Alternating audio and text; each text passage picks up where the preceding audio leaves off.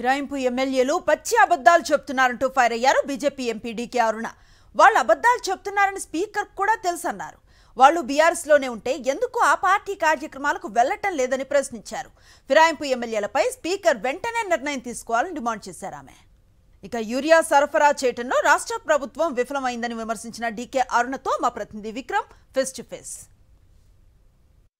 కాంగ్రెస్ పార్టీలో చేరిన ఫిరాయింపు ఎమ్మెల్యేలంతా కూడా బీఆర్ఎస్లో ఉన్నామంటూ స్పీకర్కు లేఖ ఇచ్చారు. దీని మీద మనతో మాట్లాడడానికి బీజేపీ ఎంపీ జాతీయ ఉపాధ్యక్షురాలు డీకే అరుణ మనతో పాటు ఉన్నారు. వారిని అడిగి తెలుసుకుందాం. మేడం, పార్టీ ఫిరాయించిన ఎమ్మెల్యేలంతా కూడా బీఆర్ఎస్లో ఉన్నామంటే లేఖ ఇచ్చారు. దీన్ని ఎట్లా చూస్తారు? అది పచ్చబద్ధమైన సంగతి అందరికీ తెలుసు. వాళ్ళు చెప్పింది రాయాలి కాబట్టి మీరు రాస్తారు, వాళ్ళు చెప్పింది చెప్పాలి కాబట్టి మీరు చెప్తారు, అంతే తప్ప వాస్తవంగా వాళ్ళు చెప్తున్నదంతా పచ్చి అబద్ధమైన సంగతి ప్రతి ఒక్కరికి తెలుసు. వాళ్ళ నియోజకవర్గాల ప్రజలకు తెలుసు, రాష్ట్రంలో రాజకీయాన్ని అవగాహన కలిగిన ప్రతి ఒక్కరికి తెలుసు, స్పీకర్ గారికి కూడా తెలుసు, ముఖ్యమంత్రి గారికి కూడా తెలుసు, ఎమ్మెల్యేలకు కూడా తెలుసు. ఎవరైతే చెప్తున్నటువంటి ఎమ్మెల్యేలు ఉన్నారో వాళ్ళకు కూడా తెలుసు వాళ్ళు ఏ పార్టీలో ఉన్నారో. సో ఇదంతా కూడా ప్రజల్ని మోసం చేయడం. ఈరోజు సుప్రీంకోర్టుకు జవాబు చెప్పుకోలేక ఇవన్నీ కూడా మాట్లాడుతున్నారు.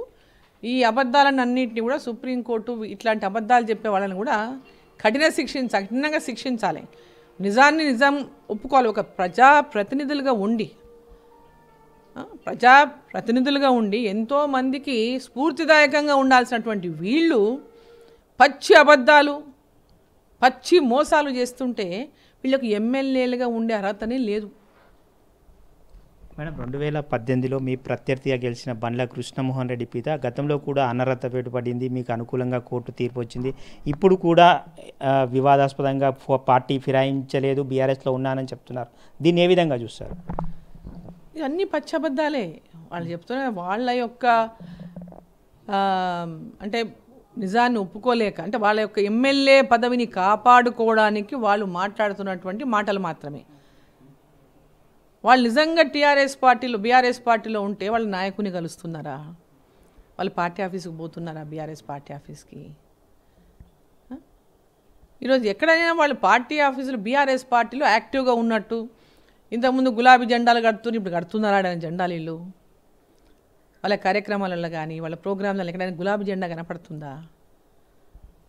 కాంగ్రెస్ జెండాలు కనపడుతున్నాయి, కాంగ్రెస్ జెండాలు కడుతున్నారు, కాంగ్రెస్ కండువాలు వేసుకొని తిరుగుతున్నారు. అదే జాతీయ కండువా అంటున్నారు. ఇంత పచ్చి మోసగాలని ఇంకేమంటారు చెప్పండి? జాతీయ 3 కలర్లు జాతీయ జెండా కావచ్చు, కానీ కాంగ్రెస్ పార్టీ వాళ్ళు కూడా అదే కండువానే కదా వాళ్ళు వేసుకునేది. జాతీయ పార్టీలో ఉన్నటువంటి ఆ జాతీయ జెండాలో ఉన్నటువంటి 3 కలర్లే కండువాగా వేసుకుంటారు కదా. కాంగ్రెస్ పార్టీ వేరే కండువా వేసుకోదు. మేమైతే 2 వేసుకుంటాం. జాతీయ కండువా వేసుకుంటాం, బీజేపీ కండువా వేసుకుంటాం. జాతీయ స్థాయిలో ఏదైనా ప్రోగ్రామ్స్ ఉన్నప్పుడు జాతీయ స్థాయిలో కండువా వేసుకుంటాం. బీజేపీ జెండా ఉంటుంది, బీజేపీ కండువా ఉంటుంది, కానీ వాళ్ళు మాత్రం వేసుకోరు కదా. వాళ్ళు మాత్రం అదే కండువానే వేసుకుంటారు. మేడం, రాష్ట్రంలో యూరియా కొరత తీవ్రంగా కనిపిస్తుంది. ఎక్కడికి వెళ్ళినా చెప్పులు లైన్లో పెట్టి ఉంటున్నారు. అయితే యూరియా సరఫరాలో బీజేపీ కేంద్ర ప్రభుత్వం విఫలమైంది, అందువల్లనే ఇయ్యలేకపోతున్నామని రాష్ట్ర ప్రభుత్వం చెప్పడాన్ని ఎట్లా చూస్తారు? ఇది రాష్ట్ర ప్రభుత్వం యొక్క వైఫల్యం. రాష్ట్ర ప్రభుత్వం యూరియాను పంపిణీ చేయడంలో విఫలమైంది, దాన్ని మేనేజ్ చేయడంలో విఫలమైంది, బ్లాక్ మార్కెటింగ్కి తరలిపోతుంటే కట్టడి చేయడంలో విఫలమైంది.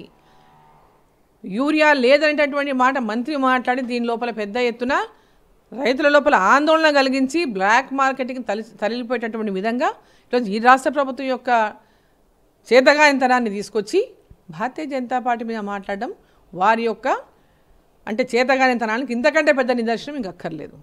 మొత్తమే చూసుకోవచ్చు, యూరియా కొరతలో రాష్ట్ర ప్రభుత్వ వైఫల్యమే ఉంది. యూరియా పంపిణీ చేయడంలో రాష్ట్ర ప్రభుత్వం పూర్తిగా వైఫల్యం చెందిందని చెప్పి బీజేపీ ఎంపీ డీకే అరుణ స్పష్టం చేస్తున్నారు.